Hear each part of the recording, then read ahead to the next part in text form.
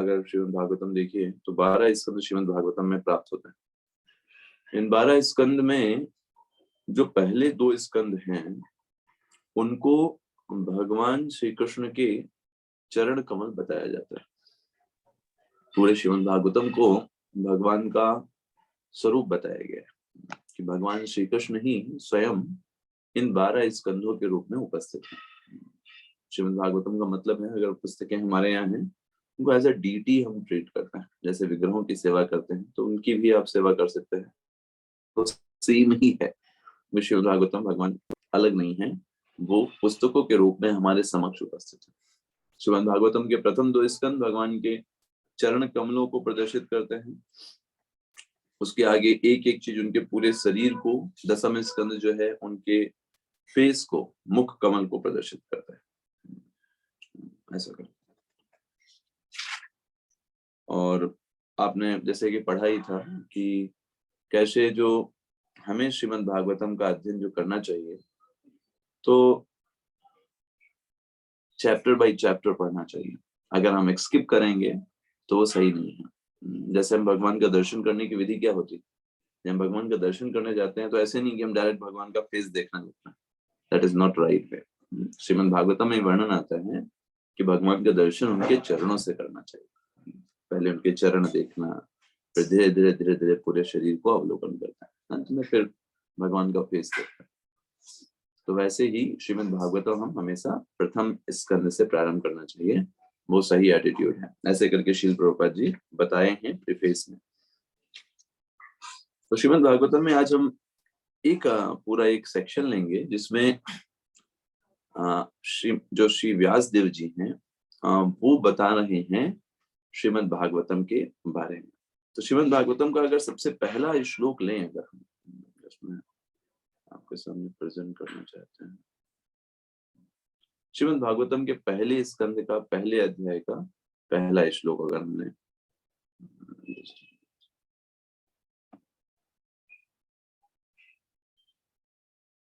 आप सभी देख पा रहे हैं? Able to see? जी प्रभु जी। सो पहले अध्याय का पहला स्कंद के पहले अध्याय का पहला श्लोक, तो वो श्लोक कुछ इस प्रकार से है और आपको ये सब याद होना चाहिए। श्लोक, ये तीनों श्लोक एक्चुअली याद होना चाहिए। जो पहले 3 श्लोक हैं बहुत इंपॉर्टेंट हैं। ओम नमो भगवते वासुदेवाय जन्मांधश्च यतोन्मयाद् तरच्चार्थे स्वभिज्ञ स्वराट् तेने ब्रह्म हृदय आदि कवये मुह्यन्ति यत्सूरयः तेजो वारिमृदां यथा विनिमयो यत्र त्रिसर्गो मृषा धाम्ना स्वेन सदा निरस्तकुहकं सत्यं परं धीमहि। तो श्लोक ये बताता है भगवान के बारे में, और भगवान से ज्यादा स्पेसिफिक ये बताता है किसके बारे में, परम सत्य के बारे में। परम सत्य क्या है? सत्यम परम धीमहि। अगर पहले श्लोक को देखें तो परम सत्य की डेफिनेशन क्या है उसके बारे में पहला श्लोक बताता है। तो अगर हम पूरे श्रीमद् भागवतम के पहले अध्याय, पहले स्कंद के पहले अध्याय को देखें तो पहले के 3 श्लोक जो हैं वो एक प्रस्तावना है। पहले के 3 श्लोक, इसमें पहला श्लोक परम सत्य की परिभाषा बताता है, दूसरा श्लोक श्रीमद् भागवतम की परिभाषा बताता है, श्रीमद् भागवतम की महिमा के बारे में बताता है, आप ये बोल सकते हैं, और तीसरा श्लोक जो बताता है वो स्वागत करता है सभी लोगों का जो भी श्रीमद् भागवतम को पढ़ने आ रहे हैं कि आप लोग धन्य हैं, आप श्रीमद् भागवतम को पढ़ रहे हैं, रियली वेरी वेरी स्पेशल। तो ये 3 श्लोक हैं, आज इन्हीं के ऊपर हम चर्चा करें थोड़ा बहुत समय में जितना कर पाए। वैसे तो आप देखें श्रीमद् भागवतम के पहले स्कंद के पहले अध्याय के पहले श्लोक के ऊपर श्रील प्रभुपाद जी ने इतने लेक्चर्स लिए हैं क्योंकि बहुत इंपॉर्टेंट श्लोक है ये। तो हम कितना भी समय ले ले वो कमी है, लेकिन हम जितना थोड़ा समय हमारे पास है उतना ही डिस्कस करेंगे। ओम नमो भगवते वासुदेवाय। तो ये किसको डायरेक्ट किया जा रहा है? व्यासदेव जी पहले ही समझा दे रहे हैं कि वास्तव में भगवान कौन है, वो वासुदेव है। पहली ही सबसे पहली चीज में वहीं से स्टार्ट होता है श्रीमद् भागवत, कोई कंफ्यूजन नहीं। सबसे पहले हम किसको प्रणाम कर रहे हैं, भगवान को। कौन भगवान, वासुदेव आए। कौन है वासुदेव, वासुदेव मतलब वसुदेव के पुत्र। वासुदेव मतलब जो हमेशा शुद्ध सत्व में स्थापित रहते हैं, कभी भी उससे नीचे नहीं आते, उनका नाम भी वासुदेव है। तो उनको हम प्रणाम करते हैं और उनके बारे में उनकी डेफिनेशन वही परम सत्य है। परम सत्यम, आप देखिए श्लोक का सबसे लास्ट में एंड कहाँ पे होता है, सत्यम परम धीमहि। ये श्लोक आपने सुना होगा कहीं, सत्यम परम धीमहि किसमें आता है, एनीबॉडी रिमेंबर?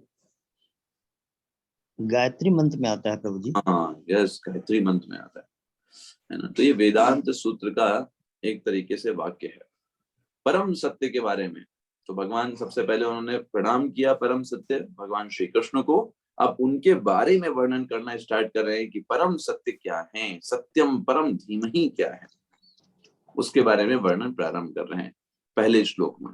तो ये जो पहले श्लोक में 7 डेफिनेशंस हैं उस परम सत्य के बारे में, हम समझने का प्रयास करेंगे।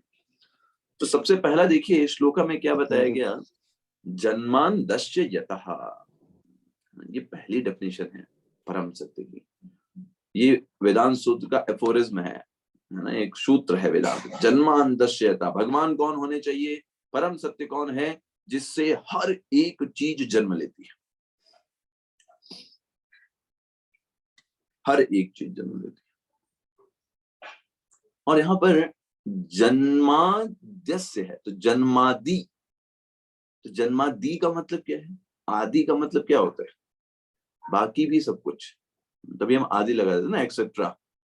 तो जन्मादि यस्य अतः, जन्म, पालन और संहार, ये तीनों हो गए इसमें जन्मादि में। तो भगवान या परम सत्य वो हैं, पहली डेफिनेशन क्या है, जो जन्म भी देते हैं, पालन भी करते हैं और बाद में संहार भी करते हैं। किसका, यूनिवर्स का, पूरा जो मटेरियल वर्ल्ड बना हुआ है उन सब का क्रिएशन भी करते हैं, उसको मेंटेन भी करते हैं और संहार भी करते हैं, उसको डिस्ट्रक्शन भी, जो जरूरत नहीं है संहार कर दिया। अब ये तीनों चीजों में हमें लग सकता है कि हम कर रहे हैं। जब एकदम कभी कभी मूर्खता बस हम सोचते हैं कि मेरा बेटा है, मेरी बेटी है, मैंने जन्म दिया, पर वो सिर्फ हमारी मूर्खता है, क्योंकि हम कभी किसी को जन्म नहीं दे सकते, कभी भगवान जन्म देने वाले हैं। अगर हम जन्म देते होते तो हर कोई जन्म दे सकता, लेकिन सब जन्म नहीं दे सकते, भगवान एम्पावर करते हैं। जैसे एक बहुत सुंदर एग्जांपल श्री राधे श्याम प्रभु लेते हैं, जैसे पेन होता है,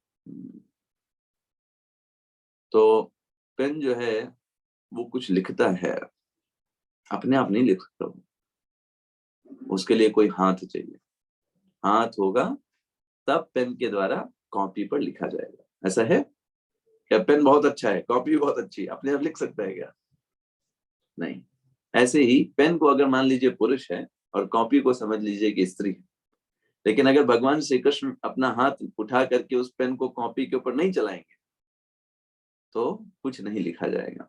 वैसे ही कोई कितना अच्छा पुरुष हो और कितना अच्छी स्त्री हो, कोई संतान प्राप्ति नहीं होगी अगर भगवान कृष्ण ना चाहें तो,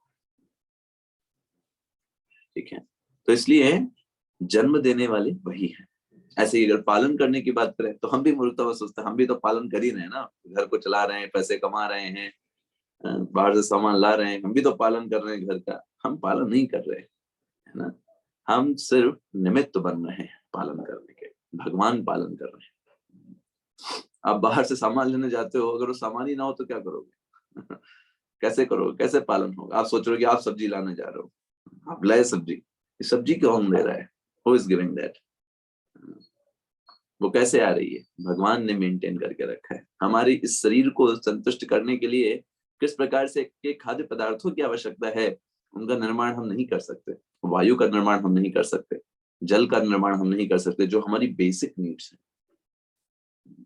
तो एक व्यक्ति अगर थोड़ा सा दिमाग लगा के सोचे तो हम भगवान से कितने ग्रेटफुल हैं, हर एक चीज को प्रदान करने के लिए कोई साइंटिस्ट उसको उत्पन्न नहीं कर सकता, एक गेहूं का दाना नहीं बना सकता। तो कौन हमको मेंटेन कर रहा है? आप जहां जॉब करते हैं वो बॉस है ना, या फिर हमारे घर के सदस्य हमको मेंटेन कर रहे हैं? क्या वो वायु दे रहे हैं आपको, ऑक्सीजन दे रहे हैं? हाँ भाई, तुम्हारे पोर्शन की ऑक्सीजन, तुम्हारे पोर्शन का ये पानी। यहाँ तो भौतिक जगत में जब लोग देते हैं, भगवान के द्वारा प्राप्त की गई चीजों को हमको मूल्य लेकर के देते हैं, स्वार्थ के कारण। भगवान तो फ्री में दे रहे हैं ना। भगवान ने कभी किसी से पैसे मांगे कि चलो सूर्य के प्रकाश का पैसा निकालो मेंटेन करने के लिए, मैंने इतने फल दिए, सब्जी दिए, तुम तो बस बीज डालते हो, सब्जी निकाल लेते हो, इसका पैसा निकालो? भगवान कभी कुछ नहीं देते। We should always be very very grateful to the supreme personality of Godhead. भगवान हमारे ऊपर बहुत कृपा कर रहे हैं, हमको बहुत सारी अपॉर्चुनिटीज दे रहे हैं, but problem is from our side, we are not reciprocating that love. भगवान जो हमको प्रेम प्रदान कर रहे हैं, हम उसको वापस नहीं कर पा रहे। हमारी स्थिति ठीक उस व्यक्ति की तरह है कि एक व्यक्ति मदद किए जा रहा है और हम उसको मदद करने को छोड़ो, हम समझ भी नहीं पा रहे क्यों मदद कर रहे हैं। हमारी स्थिति है, अगर समझ भी लें तो भी कल्याण हो जाए। आप जरा सोचिए, एक व्यक्ति जो जीवन भर भगवान के प्रति ग्रेटफुल है, वो कितना अच्छे से चैंटिंग करेगा, कितना मन लगा के चैंटिंग करेगा, कितना मन लगाकर भगवान की सेवाएं करेगा। सिर्फ इतना समझ ले कि भगवान हमारे लिए कितना कर रहे हैं। लेकिन हम मूर्ख जीव वो भी नहीं समझते। हम तो बस आनंद में पड़े रहते हैं, भौतिक जगत में कहते हैं चलो सब मजे में चल रहा है, चलते रहे, भगवान की तरफ नहीं देखते। यही बद्ध जीव की सबसे बड़ी मूर्खता है। जब डिफाइन किया जाता है आत्मा और परमात्मा को वृक्ष पे बैठे हुए पक्षी की तरह, तो क्या बताया जाता है? परमात्मा जो है वो देख रहे हैं, उसको मेंटेन कर रहे हैं, और वो मूर्ख जीव क्या कर रहा है? सिर्फ फल खाने में मस्त है। वो देख भी नहीं रहा कि परमात्मा रूप में वो व्यक्ति जो है बैठे हुए हैं। That is our position. तो जन्मांधि यस्य यतः, जन्मांधस्य यतः, जो जन्म, पालन और संहार तीनों इस भौतिक जगत को जब जैसी आवश्यकता पड़ती है, जीवों की आवश्यकता के अनुसार भगवान उसको मेंटेन कर रहे हैं। ये परम सत्य की पहली डेफिनेशन। दूसरी डेफिनेशन, अन्वद इतरत स्चार्थे स्तार्थे अभिज्ञः। ये अन्वय इतरत स्चार्थे अभिज्ञः, इसका मतलब क्या है? भगवान प्रत्यक्ष और अप्रत्यक्ष रूप से सब कुछ जानने वाले हैं, सब कुछ जानने वाले हैं। ऐसी कोई भी चीज नहीं है जो भगवान को नहीं पता है। हम लोग सोचते हैं कि हम कुछ ऐसा कर लेंगे, छुप करके कर लेंगे, कोई नहीं देख पाएगा, है ना, अरे ये तो मेरा काला धन है, इसके बारे में मेरे अलावा और कोई नहीं जानता, है ना, या मैं कुछ गलत काम करूंगा तो किसी ने नहीं देखा, हमको कौन पकड़ पाएगा? भगवान सब जानते हैं। कितना हमारे अंदर भक्ति है, कितना छलावा है, कितना पाखंड करते हैं, दूसरों को दिखाने के लिए कितना करते हैं, है ना, कितना सेवा भावना है, कितना हमारा भगवान का नाम जप करने में मन लगता है ना, कितना हम टाइम पास करते हैं। भगवान को सब पता है, इसीलिए वो भगवान है अभिज्ञः। He knows everything and that makes him supreme personality of God। जैसे हमारे शरीर में कहीं पर दर्द होगा, ये बात हमको पता होती है, कहाँ पे दर्द है, क्या समस्या हो रही है।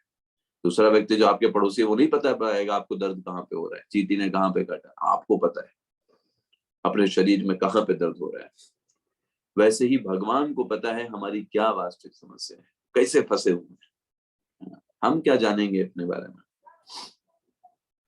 हमारी स्थिति नहीं, हमें अपने बारे में नहीं पता है कि हम किस प्रकार से खाना खाते हैं और खाना किस प्रकार से ऊर्जा में कन्वर्ट हो जाता है, ऊर्जा हमको किस प्रकार से शरीर को ऊर्जा देती है। हमें नहीं पता। एक दिन व्रत रहो, पूरा शरीर ढीला पड़ जाता है, समझ में आता है अच्छा ये जो खाना खा रहे थे ऊर्जा दे रही थी, ऊर्जा दे रहा था, है ना। अब नहीं खाया तो ढीले पड़ गए। तो खाना किस प्रकार से ऊर्जा में बदल जा रहा है हमको वो नहीं पता है। चीजों के बारे में क्या जानेंगे? लेकिन भगवान कैसे हैं? चार्थे अन्वयद इतरत चार्थे अभिज्ञः, वो प्रत्यक्ष और अप्रत्यक्ष रूप से सब कुछ जानते हैं। That makes him supreme personality of God. That is second definition, he knows everything. हमारे मन में क्या चल रहा है, कितना किससे ईर्ष्या करते हैं, कितना दिखावा करते हैं, पाखंड करते हैं, कितना मान और प्रतिष्ठा के लिए करते हैं, कितना सही में हम भगवान की सेवा करना चाहते हैं। He knows everything. जब पार्वती जी से प्रार्थना कर रही हैं सीता जी भगवान श्री राम का दर्शन करने के बाद, तो पार्वती जी से क्या कहती हैं कि आप तो सब कुछ जानती, हमें कुछ मांगने की जरूरत नहीं। तो ये प्रेयर मुझे इतना अच्छा लगा कि बताइए, ये सबसे अच्छी चीज है ना। भगवान से प्रार्थना करते समय भगवान से ही कहना चाहिए, भगवान आप सब कुछ जानते हो मेरे बारे में, क्या स्थिति है, कैसा है, तो आपको जो ठीक लगता है वो मुझे करिए। क्योंकि हम अपनी छोटी बुद्धि से वही छोटी मोटी चीज मांग लेंगे कुछ, है ना, हमें जो अच्छा दिख रहा है। छोटा बच्चे को क्या समझ में आता है, छोटा बच्चा है उसको क्या समझ में आता है क्या अच्छा क्या बुरा, उसको तो चॉकलेट ही अच्छी लगती है जो उसके दांत खराब करने वाली। ऐसे ही हम मूर्ख जी, हमें क्या अच्छा लगता है, ये भोग अच्छे लगते हैं, वही मांगेंगे, भगवान हमको ये भोग दे दो, परिवार अच्छे से मेंटेन रहे, सबको शांति बनी रहे, यही तुच्छ चीजें मांगेंगे। तो भगवान के पास वास्तव में नॉलेज है, वो अभिज्ञ हैं, उनको पता है कि हमारे लिए क्या अच्छा है इस समय। भले हमको ऊपर रूप से कष्ट लगे, हमको दुख हो, पीड़ा का अनुभव हो, लेकिन भगवान को पता है ये इसके लिए अच्छा है। जो छोटे बच्चों को माता पिता मोबाइल नहीं देते, उसको पीड़ा का अनुभव होता है, लेकिन माता पिता को पता है कि यही इसके लिए अच्छा है। अभी से अगर उसको ये हो गया तो ये नुकसान करेगा इसके फ्यूचर में। भगवान को पता है हमारे लिए क्या चीज अच्छी है, क्या चीज खराब है। तो हमारे जीवन में जो भी घटनाएं भगवान देते हैं, एक भक्त के जीवन में खास करके हमको ये बात बहुत समझना चाहिए। अगर हम भक्त हैं तो हमें ये पता होना चाहिए भगवान क्या है, अभिज्ञ है, ही नोज एवरीथिंग। और हमारे जीवन में जो भी घटनाएं होती हैं, जो भी विपदाएं आती हैं, भगवान के द्वारा भेजा गया गिफ्ट है। भगवान कोई हमारे पीछे नहीं पड़े हुए हैं कि इसको तकलीफ देना है, इसको परेशानी देना है। भगवान तो उस प्रेमी पिता के समान है जो बेटे को आगे बढ़ाने के लिए, है ना, अगर कष्ट भी देना पड़े तो देंगे।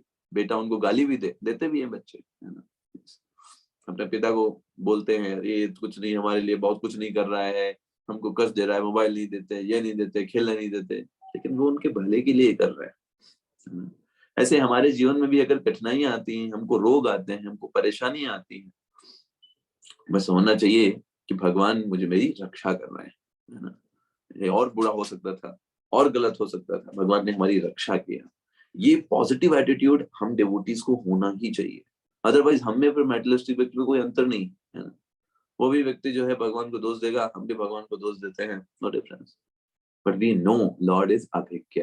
भगवान जो कुछ कर रहे हैं वो सब कुछ जानते हैं और हमें उसे एज अ गिफ्ट स्वीकार करना चाहिए। That is second definition of परम सत्य। थर्ड डेफिनेशन व्यासदेव जी कहते हैं स्वराट। स्वराट शब्द का प्रयोग करते हैं, ये तीसरी डेफिनेशन है भगवान श्री कृष्ण की।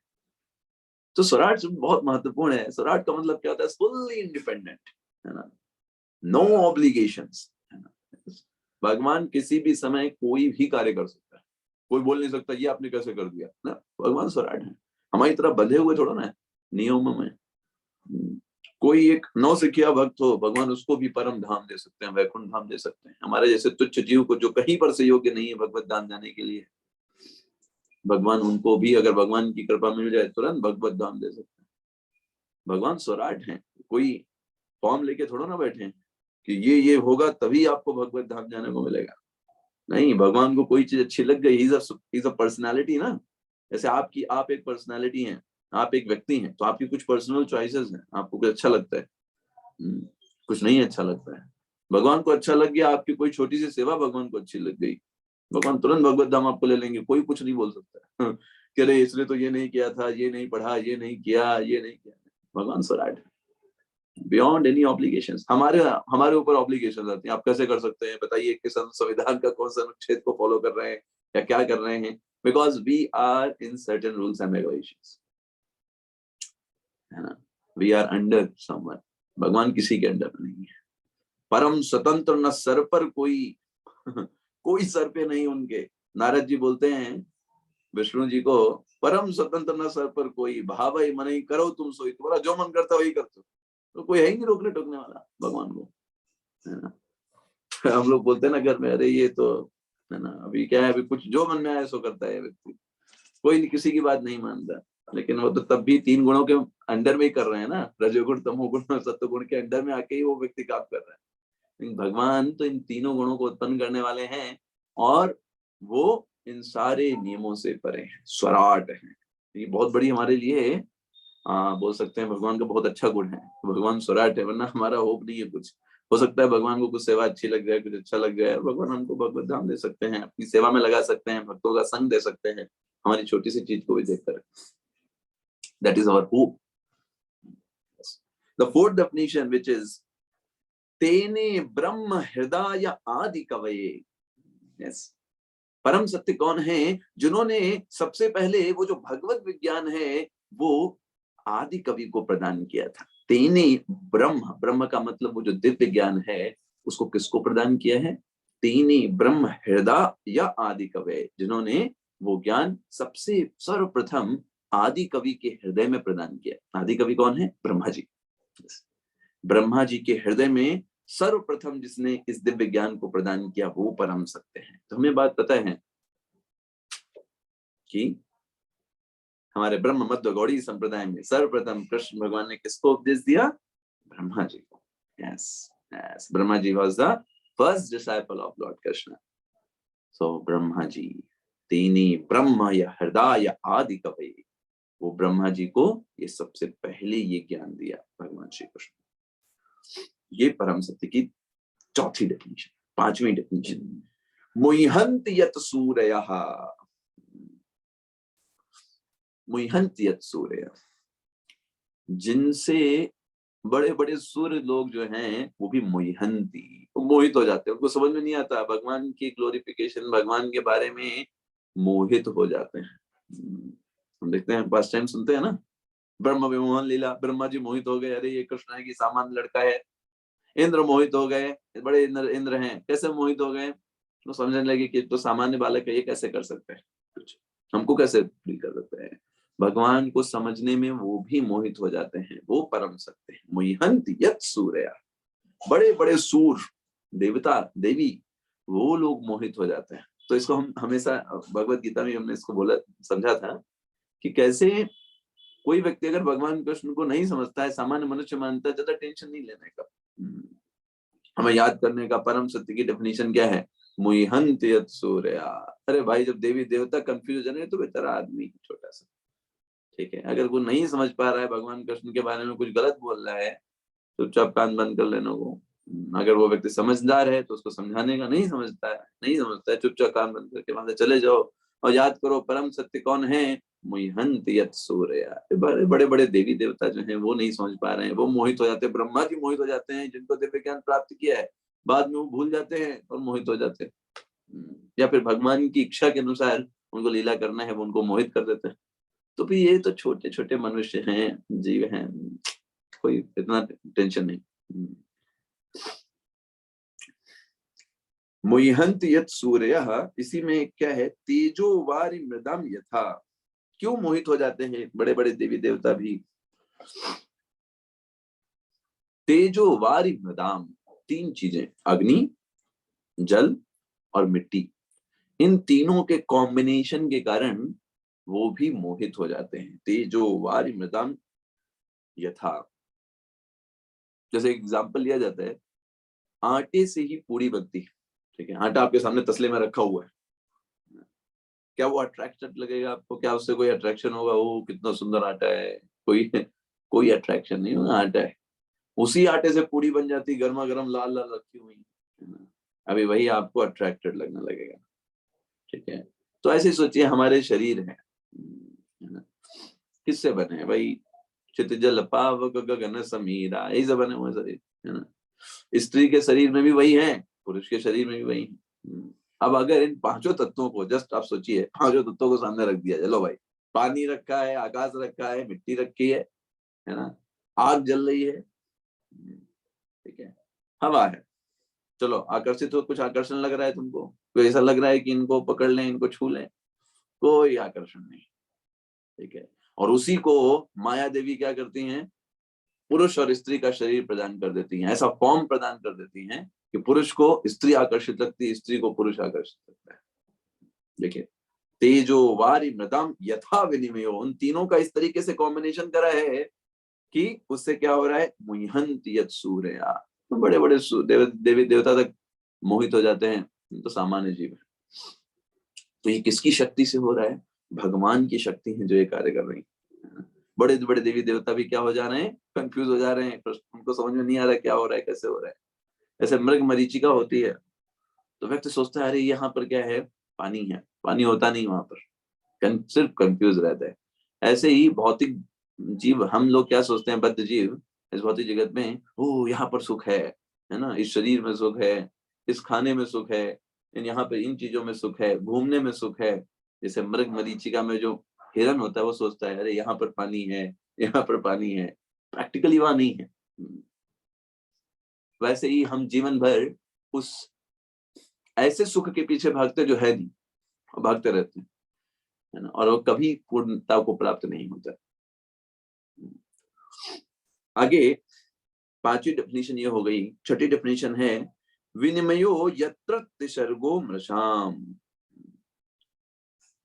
ऐसा कॉम्बिनेशन इन तीन चीजों का होता है, और इन तीन गुणों के कारण, सत्वगुण रजोगुण तमोगुण के कारण, झूठी चीज सही प्रतीत होती है। यत्र तिसर्गो मृषाम, जो मृषाम है, जो झूठ है, वही सही प्रतीत होता है इस भौतिक जगत में। कोई सुख नहीं है। लेकिन आप देखो किसी व्यक्ति से मिलिए, बोले सुख है, अरे बड़ा सुख है, कितना सुख है, देखिए आप लोग कहाँ हरे कृष्णा में पड़े हुए हैं, हाँ देखो कितना सुख है, हैप्पीनेस, मटेरियल वर्ल्ड पूरा सुख से भरा हुआ है। अरे आप लोग तो निराशावादी जीवन जीते हैं, पूरा सुख भरा हुआ है भौतिक जगत में, कहाँ जाइए ये सुख है वो सुख है। झूठ को सही प्रतीत होता है, कोई सुख नहीं। अगर आप देखिए शास्त्र चक्षु के माध्यम से देखिए, इस जगत में कोई सुख नहीं है। भगवान श्री कृष्ण स्टॉप इस पर लगाते हैं, ये जगत का नाम क्या है? अशाश्वतम दुखम आलयम। पहला, ये जगत कभी पूरा कभी रहेगा नहीं, कोई भी चीज यहाँ हमेशा नहीं रहेगी, चाहे आपको मोबाइल हो, लैपटॉप हो, घर के दरवाजे हो, टेबल हो, मेज हो, कुर्सी है, बेड है, हर एक दिन ऐसा आएगा कि वो खराब हो चुके होंगे, पूरी तरीके से डेड। इवन आवर बॉडी, इसको हम खुद मान करके पूरा जीवन जीते हैं, ये भी एक समय आएगा फ्लैट हो जाएगी, कुछ नहीं करेगी। ठीक ठीक है, तो ऐसी चीज कैसे सुख दे सकती है जो फिनिश होने वाली हो? पहले चीज, और मान भी ले कि थोड़े समय के लिए सुख देती है, तो भगवान क्या कह रहे हैं? दुखम आलयम। जिसको आप सुख मानते हो ना, वो एक्चुअली में आपके लिए एक दुख है, क्योंकि वो जब नहीं रहेगा तो आपको दुखी देगा ना, तो आप अपने दुख को क्रिएट कर रहे हो। जैसे फॉर एग्जाम्पल, मेरे पास अगर 20-30 हजार का मोबाइल है,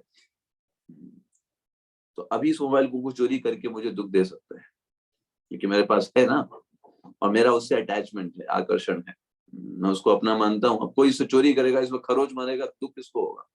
मुझे दुख होगा। तो मैंने वो जो मोबाइल लिया, अपने लिए दुख को क्रिएट किया। अगर नहीं लेता तो कोई दुख ही कर सकता था मुझे? बताइए, उस सेंस में मोबाइल छीन करके नहीं कर सकता था। मोबाइल था इसलिए दुखी कर सकते हैं। अटैचमेंट है जो सुख का कारण हम मानते हैं, तो वो उससे ही दुख क्रिएट होता है। चित्तकेतु महाराज के पुत्र नहीं हो रहे थे, तो गए अंगिरा ऋषि के पास। अंगिरा ऋषि ने कहा देखो टेंशन मत लो, भगवान जो करते हैं अच्छे के लिए करते हैं। वैसे भी जो पुत्र होते हैं वो अनेक प्रकार के दुख लाते हैं, आसक्ति के कारण। वो पुत्र कहीं खराब निकल गया तो अनेक प्रकार की समस्याएं, टेंशन आते हैं। तो भगवान ने अगर नहीं दिया है, उसी में संतोष रखिए और आगे बढ़िए, भगवान की सेवाएं करिए। लेकिन उन्होंने नहीं माना, ठीक है, और फिर उन्होंने जबरदस्ती पुत्र को प्राप्त किया। बाद में उसकी मृत्यु हुई तो पागल हो गए। इस चीज को हम भूल जाते हैं। आप जरा सोचिए, जब इस मटेरियल वर्ल्ड में आते हैं, हम क्या लेकर के आते हैं अपने पास? कुछ लेकर के आते हैं, बताइए। फिर बाद में हमको सब कुछ इस जगत में मिलता है और हम आसक्त होते चले जाते हैं। हमको एजुकेशन मिलती है, हमें लगता है अभी एजुकेशन मेरी, कोई उसमें कुछ हाथ डालता है, बताए तुम ऐसा कैसे कर सकते हो, मैंने ये किया, मैंने वो किया, अटैचमेंट हो गया। फिर हमारा विवाह होता है, हम सोचते हैं ओ ये मेरी पत्नी है, मेरा पति है, उसमें कुछ ऑब्जेक्शन डालता है, तुम ये कैसे, ऐसा कैसे हो सकता है, मेरा है। बच्चे होते हैं, फिर सोचते हैं ये मेरे बच्चे।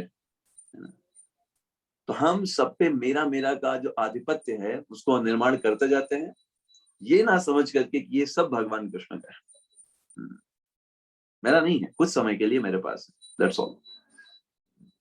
और इसे कहते हैं अमृषा। ये जो मृषा है, ये जो झूठा जगत है, ये जो झूठा सुख है, उसको पूरे जीवन भर व्यक्ति सच्चा सुख मान करके उनके पीछे दौड़ता रहता है। ये भगवान की शक्ति के कारण, भगवान की माया शक्ति के कारण। वो भगवान को नहीं समझ पाता, उसके पास टाइम नहीं भगवान के लिए। यत्तर्गो मृषाम, तीनों गुणों के इस पूरे माया जगत में व्यक्ति गलत चीज को ही सही मान करके भागता रहता है, उस हिरण की तरह जो पानी को देख रही, सोच रही कि पानी। और भगवान के 7वीं डेफिनेशन क्या है? धामना स्वेन सदा निरस्त कुहकम। भगवान सदैव अपने परम धाम गोलोक वृंदावन में निवास करते हैं। धामना स्वेन सदा, हमेशा निवास करते हैं अपने गोलोक वृंदावन धाम में। और वो जो गोलोक वृंदावन धाम है, जो वैकुंठ जगत है, वो कैसा है? निरस्त कुहकम। समस्त प्रकार के जो इल्यूजन्स इस भौतिक जगत में हैं, उन सब को हटाने वाला है। वहां पर एक रंच मात्र भी कोई इल्यूजन नहीं है भगवान के आध्यात्मिक जगत में। ऐसे आध्यात्मिक जगत में भगवान हमेशा निवास करते हैं अपने पार्षदों के साथ, अपने शुद्ध भक्तों के साथ। धामना स्वेन सदा निरस्त कुहकम। और ऐसे परम सत्य के ऊपर मैं अपना ध्यान करता हूँ, सत्यम परम धीमहि। तो यहाँ पे शब्द आता है धीमहि। व्यासदेव जी अकेले प्रणाम नहीं कर रहे हैं, वो हम सब के साथ प्रणाम कर रहे हैं। आगे आने वाली परंपराओं में जितने भी शिष्य होंगे, जितने लोग भी श्रीमद् भागवतम का अध्ययन कर रहे हैं, धीमहि शब्द बताता है एक वचन नहीं, बहुवचन को हम सब प्रणाम करते हैं। ऐसे भगवान श्री कृष्ण को, जो कि जन्मांधस्य यतः हैं, जो कि अन्वयद इतरत इश्चार्थे अभिज्ञ हैं, जो स्वराट हैं, जो तेने ब्रह्म हृदय आदि कवे हैं, जो मुह्यंत यत् सूर्या तेजो वारि मृताम यथा विनिमयो हैं, और विनिमयो यत्र तिशर्गो मृषाम हैं, जो धामना स्वेन सदा निरस्त कुहकम हैं। ऐसे परम सत्य को मैं प्रणाम करता हूँ। ऐसे करके पहले श्लोक में वो परम सत्य के ऊपर अपने ध्यान को केंद्रित करते हैं कि उन्हीं के बारे में, उन्हीं के प्योर डिवोशन के बारे में वो चर्चा करने वाले हैं। दूसरा श्लोक जो भागवतम का है, ये बताता है भागवतम की ग्लोरीज के बारे में। आइए आपको दिखाते हैं।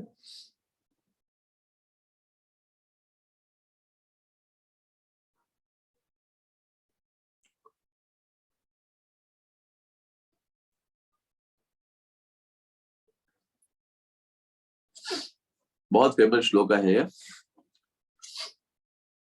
धर्मः प्रोज्यत कैतवोत्र परमो निर्मत्सराणां सताम् वेद्यं वास्तवमत्र वस्तु शिवदं तापत्रयोन्मूलनम् श्रीमद्भागवते महामुनिकृते किं वा परैरीश्वरा श्रद्धो हृदयवरुध्यतेऽत्र कृतभिः शुश्रूषभिस्तत्क्षणात्। यह भागवत पुराण भौतिक कारणों से प्रेरित होने वाले समस्त धार्मिक कृत्यों को पूर्ण रूप से बहिष्कृत करते हुए सर्वोच्च सत्य का प्रतिपादन करता है। आपको ये आवाज सुनाई दिया अनुवाद का? जी प्रभु जी। प्रभु जी। ठीक है, तो सुनिए। सुनिए। जो पूर्ण रूप से शुद्ध हृदय वाले भक्तों के लिए बोधगम्य है। यह सर्वोच्च सत्य वास्तविकता है जो माया से पृथक होते हुए सबों के कल्याण के लिए है। ऐसा सत्य तीनों प्रकार के संतापों को समूल नष्ट करने वाला है। महामुनि व्यासदेव द्वारा अपनी परिपक्वावस्था में संकलित यह सौंदर्यपूर्ण भागवत ईश्वर साक्षात्कार के लिए अपने आप में पर्याप्त है। तो फिर अन्य किसी शास्त्र की क्या आवश्यकता है?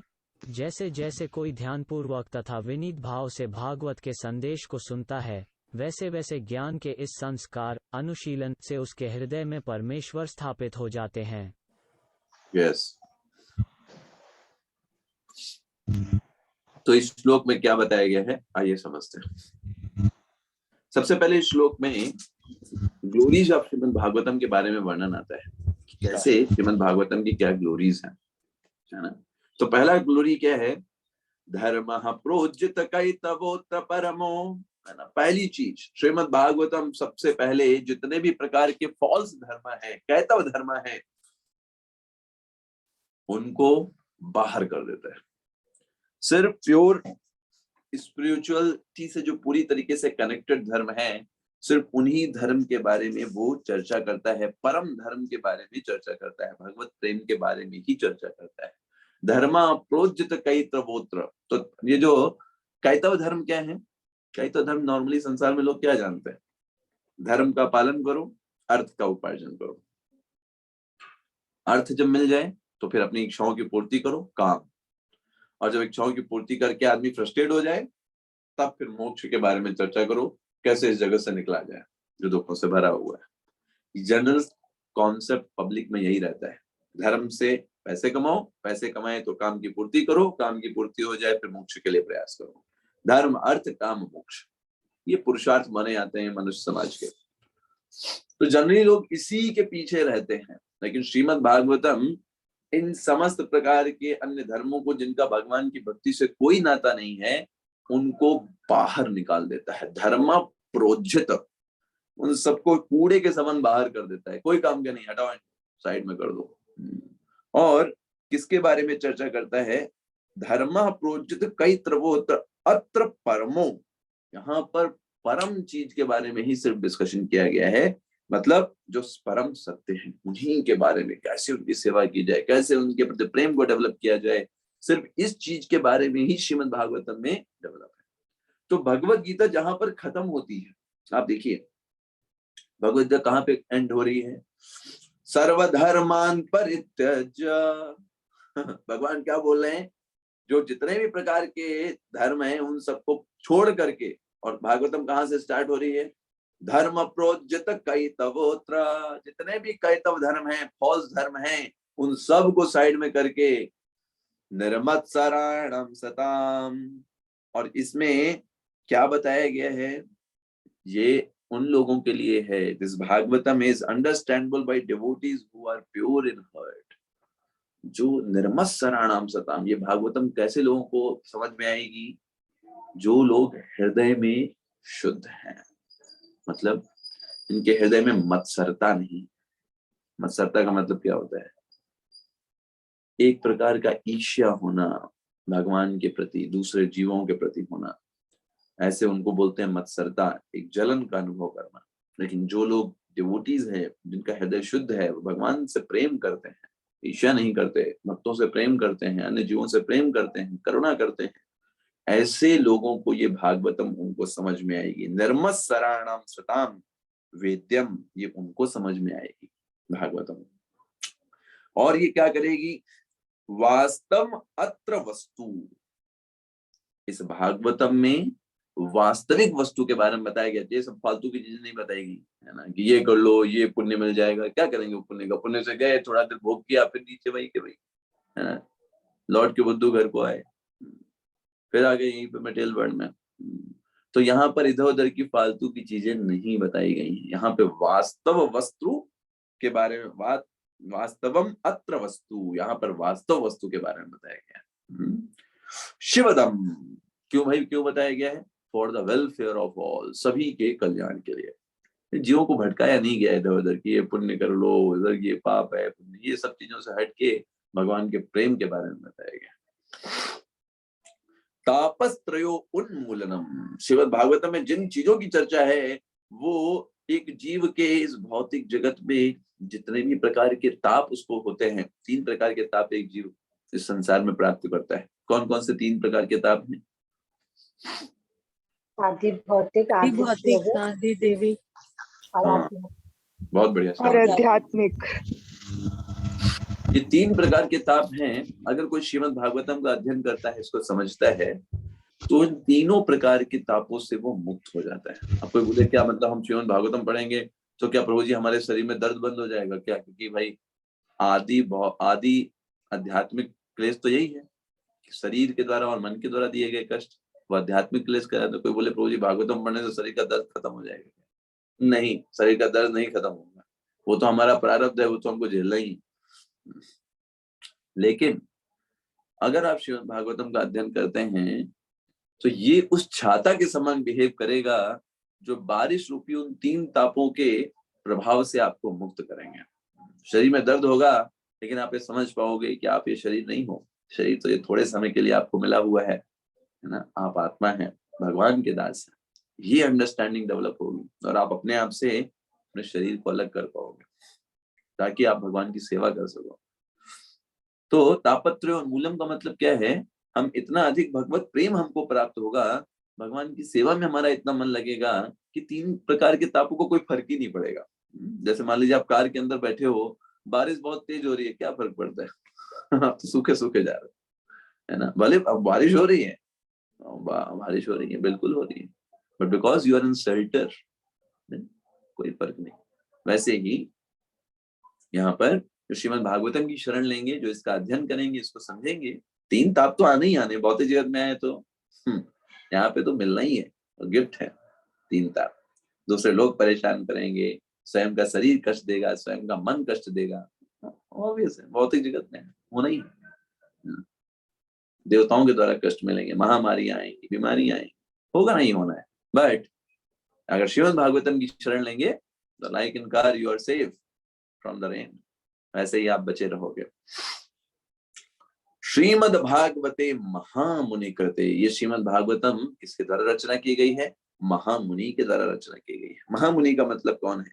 शील व्यासदेव जी, उन्होंने इसकी रचना किया है महामुनि कृते। और वो भी ऐसा नहीं कि बस स्टार्ट किया लिखना उसी समय, मैच्योरिटी में सारे शास्त्र वेद पुराण वेदांत लिखने के बाद, महाभारत लिखने के बाद उनको जब संतुष्टि प्राप्त नहीं हुई, उस मैच्योरिटी में उन्होंने इस ग्रंथ को लिखा है, हल्का फुल्का ग्रंथ नहीं है।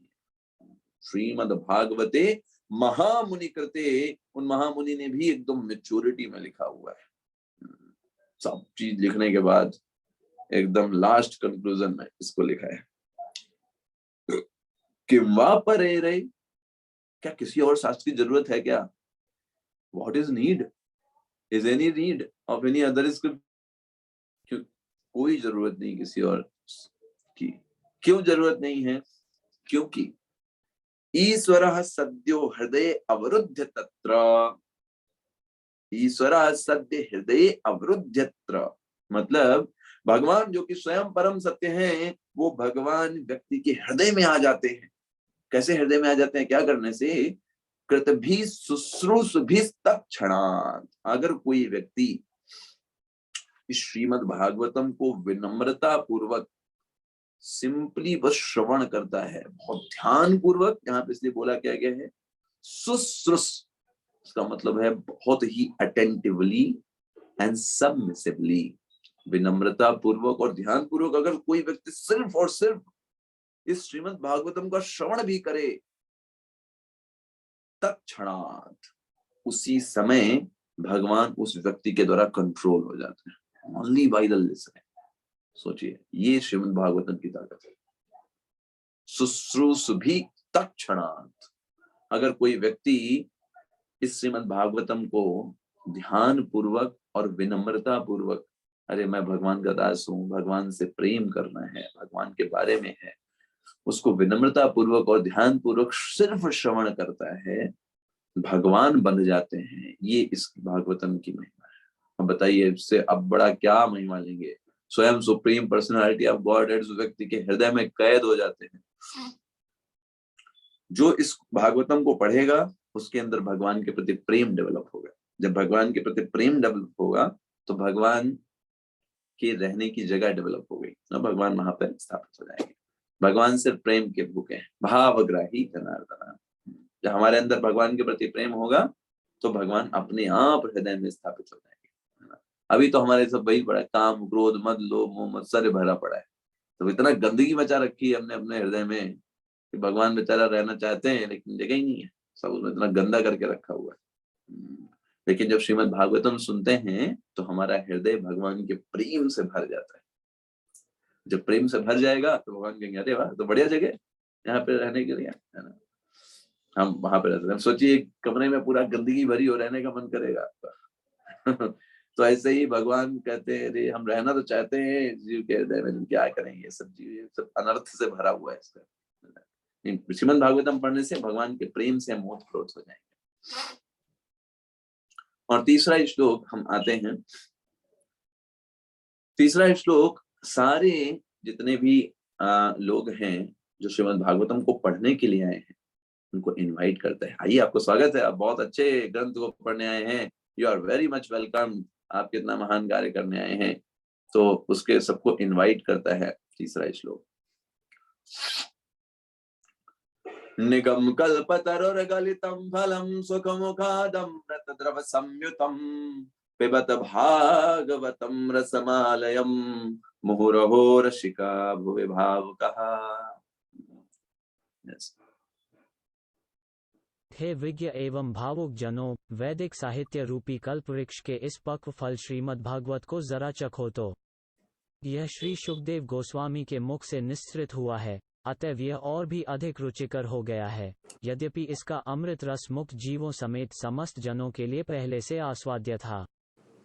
यस, सो इस श्लोक में बहुत सुंदर तरीके से व्यासदेव जी बता रहे हैं किस प्रकार से श्रीमद् भागवतम निगम कल्पतरुर्गलितं फलम, सारे निगम सारे वेद शास्त्रों का पका हुआ फल है। अगर सारे वेद शास्त्रों को हम कल्प वृक्ष मान लें तो उस कल्प वृक्ष रूपी वृक्ष सबसे पका हुआ फल जो है वो श्रीमद् भागवतम है। और ऊपर से पका हुआ फल तो था, लेकिन सुख मुखाद अमृत द्रव संयुतम, सुख के मुख से ये क्योंकि गाया गया है श्रीमद् भागवतम को, तो जैसे कोई फल होता है, अगर तोता उसमें स्पर्श कर लेता है उस फल में तो वो फल और भी मीठा माना जाता है। श्रीमद् भागवतम तो मीठा था क्योंकि निगम कल्पतरुर्गलितं फलम, इस निगम कल्पतरु का सबसे पका हुआ फल था, लेकिन क्योंकि इसको शुकदेव गोस्वामी रूपी भगवान के शुद्ध भक्त तोते ने चख लिया है, उस पर अपनी चोंच मारी है, तो ये और मीठा हो गया है। सुख मुखाद्रव अमृत संयुतम पिबत भागवतम रसमालयम, प्लीज कृपया करके, है ना, मुह रहो रसिका भाव भुवि भावुका।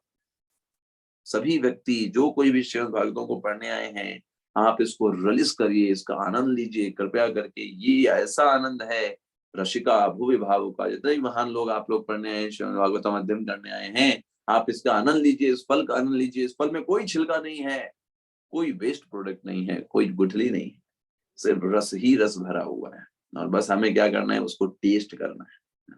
ऐसा फॉर एग्जाम्पल, आप पूरा गर्मी में थे, पूरा बाहर से एकदम पसीना पसीना हो रखे थे, घर के अंदर आए और बैठे, और घर में जो व्यक्ति था उसने आपको मैंगो जूस एकदम बढ़िया ठंडा डाल करके उसमें बर्फ बर्फ डाल के सामने आपकी टेबल पर रख दिया।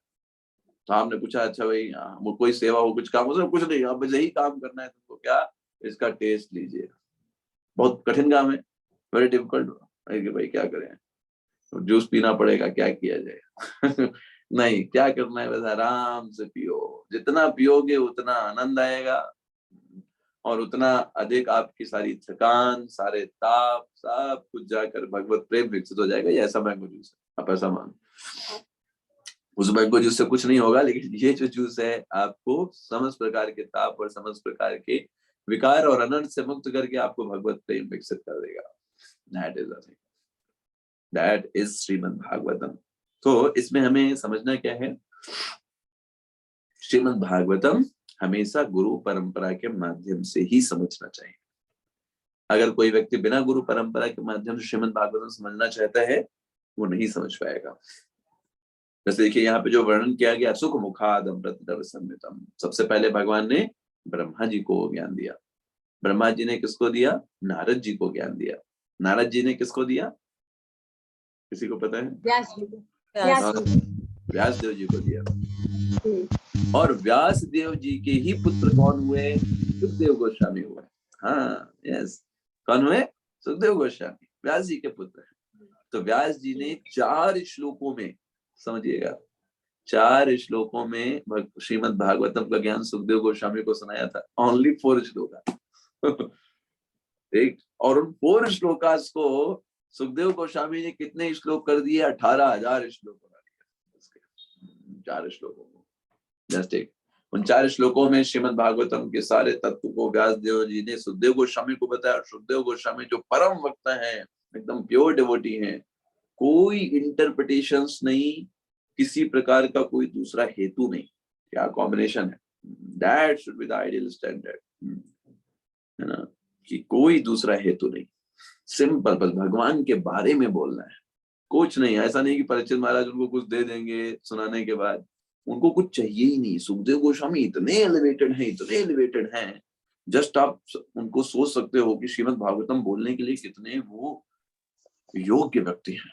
ऐसा कोई कॉमन व्यक्ति श्रीमद् भागवतम के बारे में बोल नहीं सकता, योग्यता ही नहीं है, हम लोगों की योग्यता ही नहीं है श्रीमद् भागवतम के बारे में बोलने की। वो तो शील प्रभुपाद जी और सारे आचार्यों ने इतना सुंदर तरीके से टीका लिखा है, तो हम कुछ उसको देख करके समझ करके कुछ हम बोल या सुन सकते हैं, हमें योग्यता ही नहीं। सुखदेव गोस्वामी इतने योग्य व्यक्ति हैं, निर्मत्सराणाम सताम, जो निर्मत्सर की बात आई है ना, पूरी तरीके से सुखदेव गोस्वामी के अंदर। जब जन्म हुआ था सुखदेव गोस्वामी का व्यास देव जी से, सुखदेव गोस्वामी बाहर नहीं आए थे गर्भ से, उन्होंने कहा पहले ये इंश्योर करिए कि भौतिक जगत का प्रभाव मेरे ऊपर नहीं पड़ेगा, first ensure that, then I will come out, otherwise हम बाहर ही नहीं आएंगे।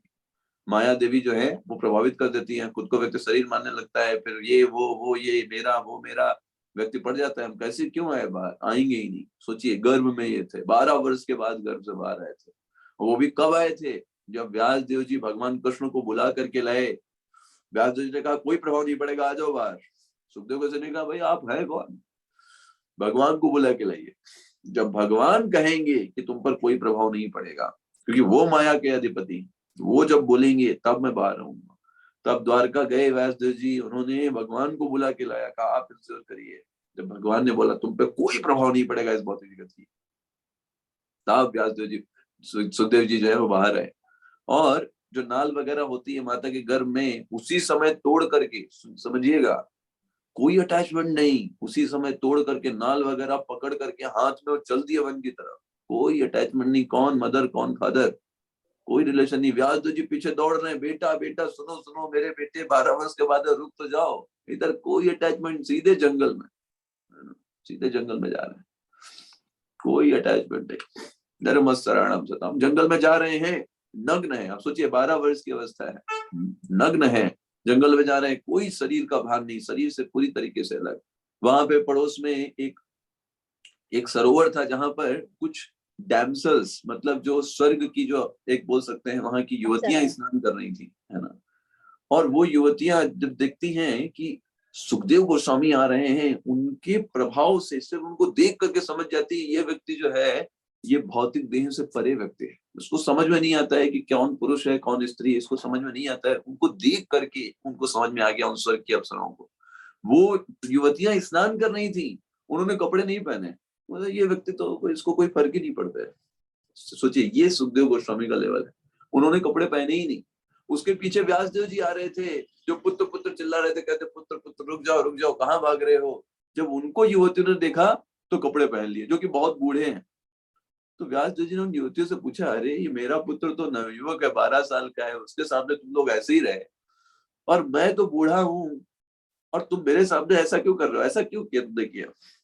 तो युवती ने बताया आपका जो पुत्र है ना, उसको स्त्री पुरुष में कोई अंतर नहीं पता, वो सिर्फ बॉडी देखता है, बॉडी है बॉडी, स्त्री पुरुष में कोई अंतर नहीं देखता। आप गृहस्थ व्यक्ति हैं और आपको डिस्क्रिमिनेशन करना ही चाहिए, है ना, आपके लिए डिस्क्रिमिनेशन आवश्यक है। आपका पुत्र तो पूरी तरीके से मुक्त जीवात्मा, तो वो सुखदेव गोस्वामी जी का लेवल है, वो इस तरीके से पूरी तरीके से बॉडी से अटैच है। ऐसे व्यक्ति जो है श्रीमद् भागवतम को बोलने के लिए योग्य, कोई निर्मत्सरण, कोई अटैचमेंट नहीं। क्या आप उनको दे करके उनको प्रभावित कर दोगे, क्या ऐसा है जो उनको दे सकते हो प्रभावित करने के लिए, कोई अटैचमेंट नहीं ना। मुख्य रूप से दो चीजें बद्ध जीवात्माओं को प्रभावित करती, संसार के भोग और ऐश्वर्य। भोग ऐश्वर्य प्रशक्ता नाम तया अपरहत चेतसाम व्यवसायात्मिका बुद्धि समाधो न विधीयते। यही दो चीजें से व्यक्ति जीवात्मा इस भौतिक जगत में फंसा रहता है, कभी भगवान की तरफ नहीं मुड़ पाता, भक्ति में मन नहीं लगता हमारा। क्यों? क्योंकि संसार के भोग अच्छे लगते हैं, ऐश्वर्य अच्छा लगता है, गाड़ी होना चाहिए, बंगला होना चाहिए, फ्लैट्स होने चाहिए। ये आकर्षण हमको हमेशा भगवान की तरफ से रोकते हैं। सुखदेव गोस्वामी के अंदर कोई आकर्षण नहीं। ऐसे व्यक्ति ही श्रीमद् भागवतम को अच्छे से समझ सकते हैं और उसको अच्छे से बोल सकते हैं, है ना। हम योग्य व्यक्ति नहीं है, लेकिन शील प्रभुपाद जी और गुरु परंपरा के आश्रय में है ना, हम कुछ बोल और कुछ समझ सकते हैं। हमारा हमारा ग्लोरी क्या है कि हम गुरु परंपरा और श्रील प्रभुपाद जी के आश्रय में, है ना, बस यही इतना है हमारा, कि हम, हमारे पास इतनी बुद्धि है कि हाँ हम इनके अंडर में हैं और उनके अंडर से कुछ बोलने का प्रयास कर रहे हैं या सुनने का प्रयास कर रहे हैं, समझने का प्रयास, that is only our glory. Otherwise हमें कोई योग्यता नहीं कहीं पर से भी। क्या योग्यता है? कोई योग्यता नहीं। मन बुद्धि अहंकार के वशीभूत होकर के हम कार्य कर रहे हैं जीवन में। तो इसलिए श्रीमद् भागवतम को हमें बहुत ध्यान से पढ़ना समझना है। तो अभी हमने पहले श्लोक से लेकर तीसरे श्लोक तक प्रस्तावना डिस्कस की फर्स्ट कैंटो की, कैसे तीनों में पहला परम सत्य के परिभाषा बताई गई, दूसरे श्लोक में श्रीमद् भागवतम की ग्लोरीज के बारे में बताया गया, महिमा बताई गई, और तीसरे श्लोक में सबका स्वागत किया गया श्रीमद् भागवतम का को पढ़ने के लिए, जो कि दिव्य है। ठीक है, तो फिर इसके आगे नेक्स्ट क्लास में चौथे श्लोक से लेकर के आगे 8वें श्लोक तक डिस्कस करेंगे। हरे कृष्ण। श्रीमद् भागवतम की जय। श्रील प्रभुपाद की जय। हरे कृष्ण प्रभु जी। हरे कृष्णा प्रभु जी, दंडवत प्रणाम। हरे कृष्णा प्रभु जी, दंडवत प्रणाम। हरे कृष्ण। हरे कृष्ण। हरे कृष्णा प्रभु जी। हरे